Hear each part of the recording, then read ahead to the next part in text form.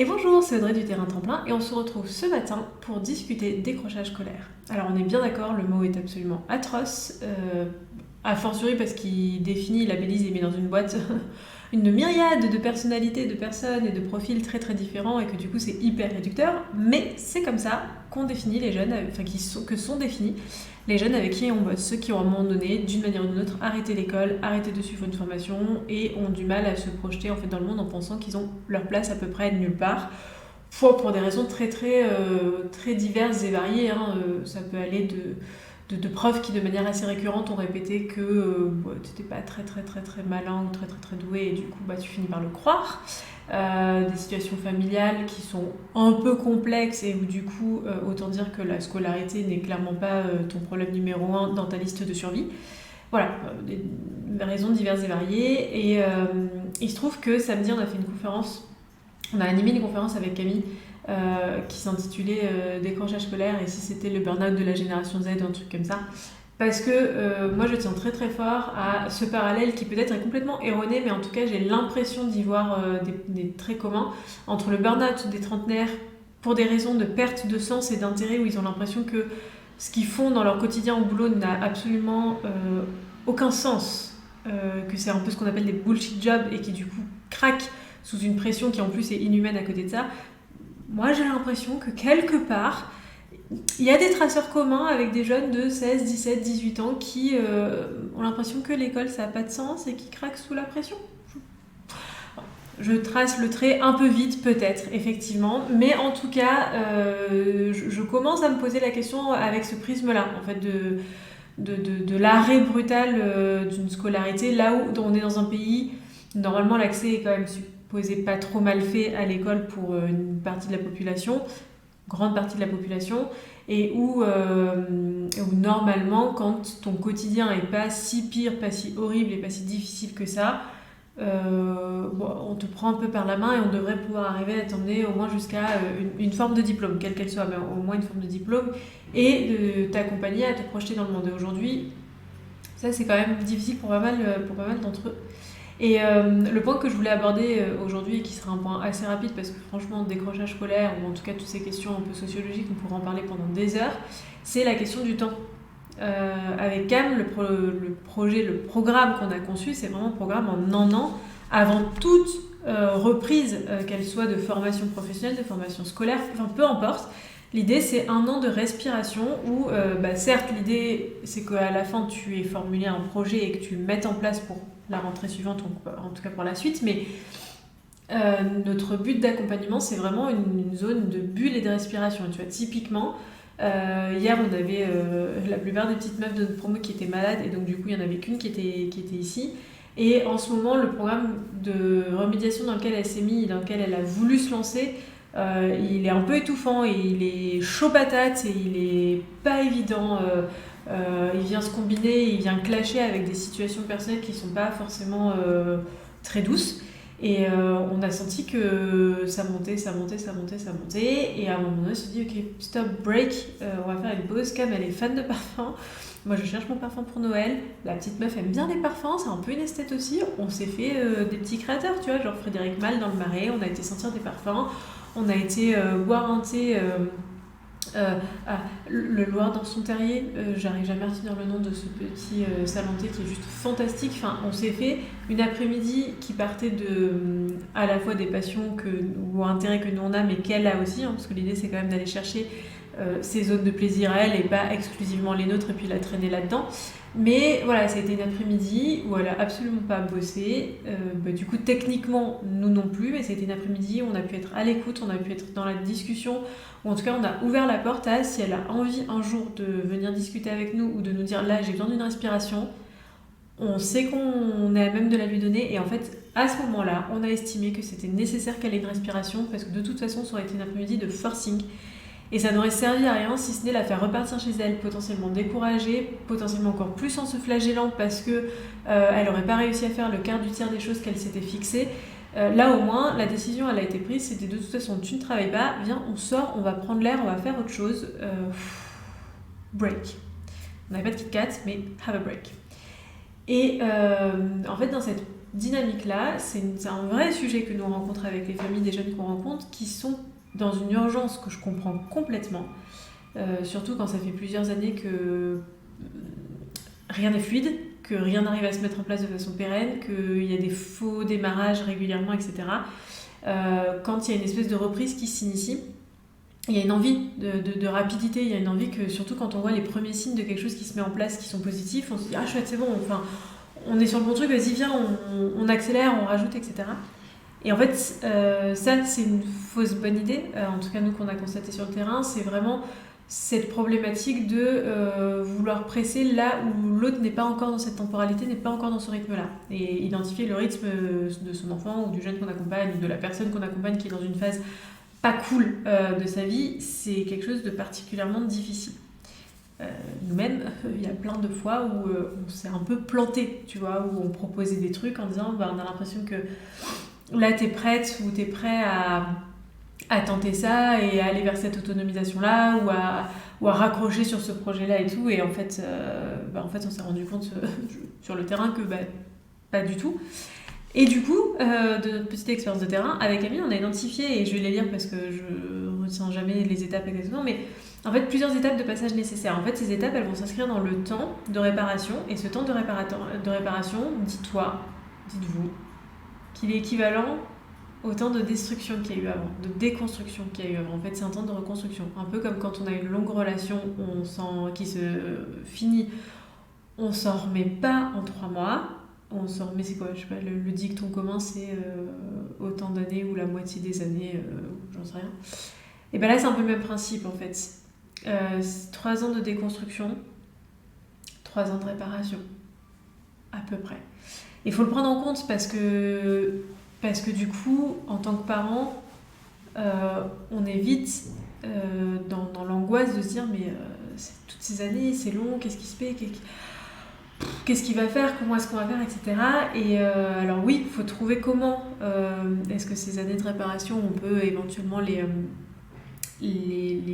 remplir de manière pertinente pour pas non plus qu'elles soient complètement, pour qu'elles soient efficaces en fait dans leur réparation.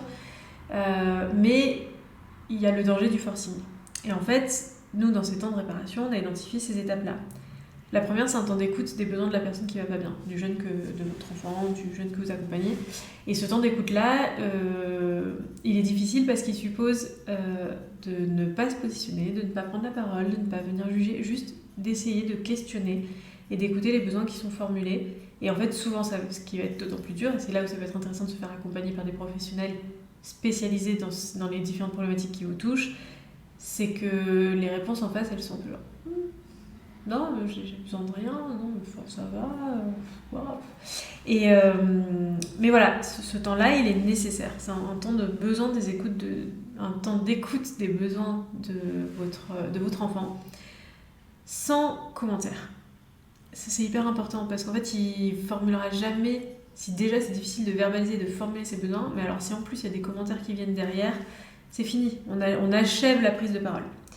Un deuxième temps, une fois qu'on a l'impression de commencer à cerner des besoins, c'est de revaloriser sa personne, ses actions, ses qualités. En fait, on peut pas reconstruire correctement et se projeter dans la vie, dans une réinscription, dans une réinsertion, si à un moment donné, on n'est pas un petit peu en confiance de qui on est, de ce qu'on est capable de faire. Sauf que quand on a décroché, d'une manière ou d'une autre, il y a quand même des spirales de dévalorisation, soit de l'extérieur et de l'intérieur, soit de l'intérieur, qui se sont mises en marche très forte. Et donc là, c'est à vous de venir valoriser plein d'actions. Plein de choses qui sont faites par votre ado. Il a débarrassé de la vaisselle, mais genre c'est trop cool, c'est trop bien et tout, on est trop content que t'aides à la maison. C'est trop cool que tu t'arrives à te rendre utile et tout, ça nous aide vachement, c'est trop bien et tout. Il est sorti balader le chien, il est sorti te marcher alors que ça faisait longtemps qu'il sortait pas tout seul et tout, parce que c'est un vrai cas, hein, les fuites du monde extérieur et tout, c'est quelque chose de très très présent, mais genre on en fait des caisses et on y va, et on valorise et on survalorise et tout. Alors quand je dis on en fait des caisses, on essaie quand même d'être raccord avec la réalité, mais en tout cas on essaie d'identifier chaque petite chose qui est faite et on vient pointer le positif en évitant le mais. Hein, si on peut voilà, juste c'est trop cool, t'as fait ça. Ok, certes, les assiettes sont pas rangées à la place, les verres sont pas du tout au bon endroit. Étape numéro 2, là déjà on valorise le fait qu'il y ait eu une prise d'initiative et juste ça c'est ouf. Un troisième temps, c'est celui du jeu et du test sans attente de résultat. C'est-à-dire que si par exemple on est sur une reprise de scolarité ou s'il y a une première verbalisation d'envie ou de motivation de reprendre quelque chose, testons, mais sans l'enjeu d'un examen, testons sans l'enjeu d'une attente de résultat, juste gratuitement pour le plaisir. Un peu comme quand on joue, quand on est gosse en fait, juste jouer pour le plaisir. Mais ça peut être joué sur différents terrains de jeu, ça peut être joué sur une semaine de stage en informatique pour apprendre à faire du Python, tu vois, parce qu'à un moment donné, il y a un truc qui a été verbalisé et en vrai, à l'issue du stage, il y a zéro attente. Alors, essayer de trouver les espaces qui conviennent par rapport au type de pression et au type de difficulté que votre enfant a, que votre ado a ou que votre jeune a, pour justement tester des choses, mais sans la pression de l'enjeu derrière et donc du risque d'échouer et donc du risque de décevoir et donc en fait du sabotage parce que c'est juste pas possible, ça arrive trop tôt. Quatrième temps, c'est un temps d'apprentissage nouveau sans mesure de la performance. Pareil là, voilà, on revient pourquoi pas vers du scolaire, hein. Revenons sur des sujets un peu plus scolaires, un peu plus académiques, si jamais c'est quelque chose qui est verbalisé comme étant une envie, sans notes, sans faire de devoir, ou en tout cas si jamais on veut voir un peu ce qu'il est capable de produire, sans que ça ait l'air d'être un devoir qui va être évalué, jaugé, et plutôt qu'on le fasse ensemble, en discutant, etc. Enfin, trouver un moyen de réinitier des spirales positives dans le rapport à l'apprentissage. Tout le monde est capable d'apprendre. Il faut juste trouver la façon d'apprendre, la source du sujet qui fasse plaisir et le fait de se sentir en confiance et de se sentir capable de comprendre et d'apprendre. Nous, on a eu énormément de jeunes qu'on a accompagnés qui n'arrivaient pas à apprendre ou qui n'arrivaient pas à juste poser leur cerveau pour écouter un sujet parce que de toute façon, ils se disaient d'emblée qu'ils n'y arriveraient pas à le comprendre parce qu'ils étaient nuls. Donc en fait, tant que tu n'as pas revalorisé ça, et par des cas concrets, des petits exemples, etc., ça ne sert à rien de venir mettre des sanctions de notes ou d'examen à la fin. Dans tous les cas, ça ne pourra pas être tenu, impossible. Le cinquième temps, c'est un temps de questionnement et d'analyse de ce qui prend à faire, de ce qui prend plaisir à faire ou à voir s'accomplir. Donc ça, on fonctionne par jauge, hein, de 0 à 10, est-ce que tu as kiffé ça? De 0 à 10, est-ce que tu aimes bien, faire des énigmes de logique? Voilà, essayer de glisser, alors en fonction du jeune, ça peut être de le faire verbaliser s'il aime bien parler, mais ça peut être aussi juste un petit carnet avec des exemples de jauge et vous listez à côté des activités et juste il met la barre si c'est à 5, si c'est à 7, si c'est à 8 de 0 à 10 pour donner des clés de ok, où est-ce que se trouvent les zones où tu prends du plaisir en fait à faire et à voir s'accomplir, parce qu'on est bien d'accord qu'un des problématiques de quand on a décroché ou burn-outé, c'est qu'on est dans l'inertie la plus totale. Plus rien ne se passe, on n'arrive plus à faire, on n'arrive plus à se mettre en marche. Et donc là, c'est venir essayer de chercher, de gratouiller, mais sans la lourdeur avec laquelle on peut y aller parfois. Donc là, le système de jauge fonctionne plutôt bien. Nous, on l'utilise pas mal dans notre quotidien.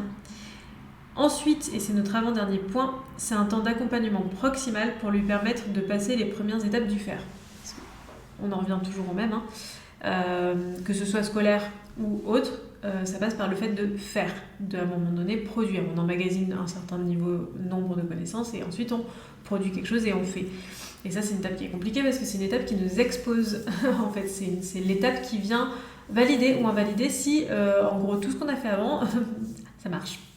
Et donc en général, c'est l'étape qui est, quand on a décroché, qui est la plus difficile à remettre en marche. Et donc c'est là où nous, on vous propose d'être dans cet accompagnement de grande proximité. Par exemple, votre ado vous dit, ou en tout cas c'est un truc que vous établissez ensemble, que le permis, ça pourrait être une bonne idée. Là, ça peut être le pertinent en fonction de qui il est, en fonction de qui vous êtes. De toute façon, les conseils, ce ne sont pas des conseils qu'on donne, ce sont des constats et ça ne sera jamais applicable à la lettre. On ne donnera jamais de recette ici, c'est pas possible parce que ça dépend, c'est de l'interpersonnel, ça dépend de vous, ça dépend de votre enfant, ça dépend de votre contexte familial. Mais prenons cet exemple. le permis, ça peut être intéressant du coup d'aller voir avec lui les 2-3 auto-écoles pour éventuellement benchmarker. Et puis s'il ne se sent pas de passer l'auto-école, sachez que y a des formations. À Paris, c'est la Bibliothèque de Paris qui le propose, mais il y a la Croix-Rouge aussi en fait qui sont gratuites, ne serait-ce que pour s'entraîner en fait pour le code, ce qui peut être déjà une première étape. Du coup, il n'a pas besoin de s'exposer vis-à-vis d'autres gens dans l'entraînement. Et donc du coup d'aller créer le compte avec lui, d'aller chercher les informations. Typiquement là, nous on s'est rendu compte qu'une des jeunes filles qui passe le code avec nous n'a pas été recensée parce qu'elle n'était pas en France à l'époque, et donc elle n'a pas fait sa journée d'appel. Et donc du coup, pour faire la demande administrative du passage de l'examen du permis, il lui manque ces documents-là. Et donc voilà, on l'accompagne sur toutes ces démarches administratives qui sont quand même fondamentalement lourdes et pénibles et pas évidentes, même si avec la numérisation, franchement, il y a plein de trucs qui se font beaucoup plus facilement qu'il y a quelques temps. Mais voilà, c'est un peu le pays de la jungle où on ne sait pas comment y aller, où y aller, ni quoi que ce soit. Et donc du coup, cet accompagnement en proxy fait qu'elle voit quelles sont les démarches, elle a ses identifiants. Donc l'idée, c'est qu'après, elle puisse être autonome pour y retourner toute seule, et sur les prochaines démarches administratives qui nécessiteront d'aller sur ces plateformes-là, elle saura comment y aller. Mais dans un premier temps, on le fait avec elle à côté, et certains trucs, elle les note elle. Enfin voilà, on essaie de jongler en fonction, nous aussi, de ce qu'on saisit, de ce qu'elle est en mesure de donner, de ce qui la fait paniquer et qui du coup est contre-productif de lui faire, ou de ce qui au contraire la valorise et la satisfait et lui donne vraiment un sentiment de satisfaction en fin de journée, de dire ok, en fait aujourd'hui j'ai fait ma demande pour recevoir mon certificat d'acte de naissance parce que du coup il me le fallait et que j'en avais pas, tu vois. Donc ça c'est hyper important. Et en fait souvent cette étape là, c'est marrant, mais beaucoup de parents viennent beaucoup plus tôt dans cet accompagnement proximal, ce qui est hyper louable. Mais du coup en fait si ça marche pas, sachez que c'est parce qu'il y a tout un temps de reconstruction avant de pouvoir arriver là. Et quand vous arrivez beaucoup trop tôt, c'est ce que nous on appelle les actions de forcing, et qui du coup peuvent pas être reçues parce qu'en fait votre ado il y est pas quoi. Enfin genre c'est juste étouffant et sclérosant. Et ensuite, et c'est notre dernière étape, c'est l'étape un peu du laisser faire. On te laisse tester des choses. Et nous, on est un peu en observateur, comme des rats de laboratoire, de ce qui prend, ce qui prend pas. On est toujours à dispo, on est toujours ressources, on est toujours un filet de secours, genre on est là. Nous, sur le terrain, c'est notre dernière phase, la 5e phase, une fois qu'ils ont quitté le terrain, où on reste à disposition. Et ils savent qu'ils peuvent nous recontacter à tout moment s'ils ont une question ou s'ils bloquent sur un truc, alors que normalement, ils sont accompagnés par une structure, ou en tout cas, ils sont sur un autre projet, celui qu'on a co-construit ensemble, mais qui ne nous concerne plus directement. Et en fait, cette étape-là, normalement, c'est celle où on voit un peu les prémices de l'autonomisation qui se mettent en place et où du coup, c'est censé en fait réassurer le jeune, réassurer les parents que ça y est, il peut commencer à prendre des décisions pour lui-même et en fait et par lui-même et les mener jusqu'au bout d'une certaine manière. Mais voilà, toutes ces étapes-là, il y en a 7 si je dis pas de bêtises au total. 5, 6, 7, il y en a 7. Ouh, je retire mes propres contenus. Elles peuvent pas s'inscrire en quelques mois. Elles peuvent pas s'inscrire en quelques semaines.